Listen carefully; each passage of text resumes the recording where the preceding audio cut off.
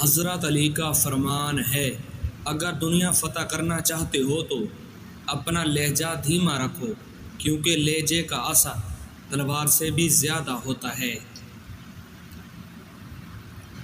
صبر کا راستہ مشکل ضرور ہوتا ہے، لیکن صبر کرنے والوں کی منزل بہت خوبصورت ہوتی ہے۔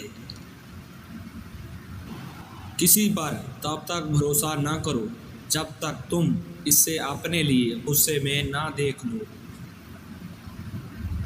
کبھی کبھی ایسا بھی ہوتا ہے کہ انسان ختم ہو رہا ہوتا ہے اور لوگوں کو لگتا ہے کہ وہ بدل گیا ہے۔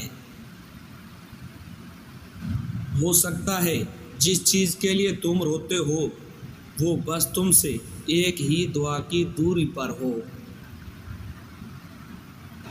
تم ہمت تو رکھو، ہو سکتا ہے یہ رکاوٹ منزل تک جانے کا سب سے بڑا وسیلہ ہو۔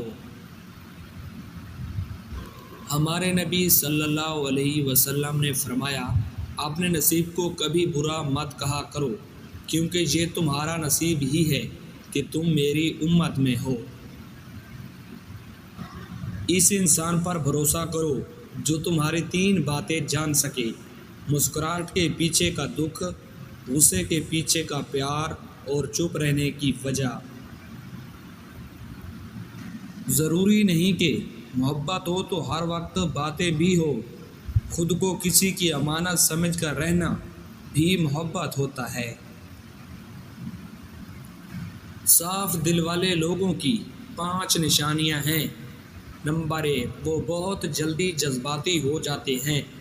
نمبر 2، ان کا غصہ تھوڑی دیر کے لیے ہوتا ہے۔ نمبر 3، وہ ہر رشتہ دل سے نبھاتے ہیں۔ نمبر 4، وہ بہت احساس مند ہوتے ہیں۔ نمبر 5، وہ چھوٹی چھوٹی باتوں پر بھی ناراض ہو جاتے ہیں۔ اللہ صرف تمہارے راستوں کو موڑتا ہے، تمہاری دعاؤں کو نہیں۔ وہ تمہیں اپنے طریقے سے تمہاری پسندیدہ منزل تک لے جاتا ہے۔ دنیا نصیب سے ملتی ہے اور آخرت محنت سے، لیکن افسوس ہم محنت دنیا کے لیے کرتے ہیں اور آخرت کو نصیب پر چھوڑ دیتے ہیں۔ یاد رکھو، دوسروں کو تکلیف دے کر آگے بڑھنے والے لوگ آخرت میں بہت پیچھے کھڑے ہوں گے۔ جب دعا کرتے وقت تمہاری آنکھوں سے آنسو آنے لگیں تو سمجھ جانا کہ دعا بارگاہ الہی میں قبول ہو گئی ہے۔